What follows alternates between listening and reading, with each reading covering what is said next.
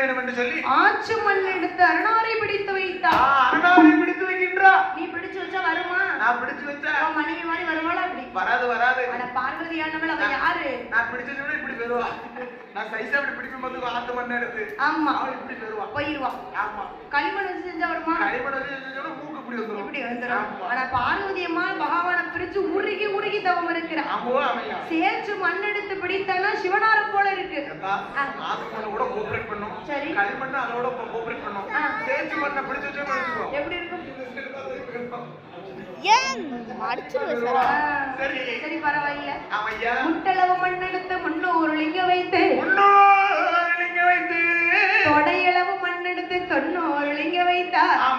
ஆமையா முதல்ல என்ன செய்யணும்? என்ன செய்யணும்? பூஜை செய்யணும்னு சொன்னா குளிக்கணும். ஆமா கண்டிப்பா குளிச்சேரா இல்ல அங்கே உள்ள வந்து நிக்கிறது செய்யறதா இல்ல யாராவது அன்னைக்கு குளிக்க கூடாது. மத்தாச்சு சட்டையும் போடாம துண்டை போட்டுக்கிட்டு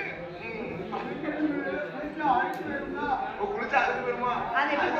அதுதான் மரபோட நான் பண்ணு தைக்கிறதுக்கும் சரி வாரத்துல ஞாயிற்றுக்கிழமை லீவ் விடுதாங்க. நான் அதே போல என்ன கிழமை செவ்வாய்க்கிழமை லீவ் விடுவேன். செவ்வாய்க்கிழமை குளிக்க மாட்டேன், பல்லு தைக்க மாட்டேன். வயிற்றுக்கு அது புறப்படும். அதுக்கு ஒரு நாள் லீவ் கிடையாது. அதுக்கு லீவு கிடையாது. இந்த குளிப்புக்கும் பல்லுக்கு மட்டும் லீவு. ஓ அதுக்கு ஆமா ரெஸ்ட் போட்டுருவோம். புதன்கிழமை ஃபேமிலி ரெஸ்ட். ஆமா ஒத்தையிலாம் ஆமா ரெஸ்ட் போடுவோம். இப்படி மாறி மாறி மாறி போய்கிட்டே இருக்கு. அப்ப பார்வதியானவள் குளித்து நீராடி கோலவர்ண ஒட்டுடுத்தி அம்மா பார்வதி அங்கே உள்ள நந்தவன தோட்டத்திலே செவ்வரளி பூக்களை பறித்து பறித்து அந்த லிங்கத்துக்கு பூஜை செய்து வருகிறார். ஆமா அரனை நல்ல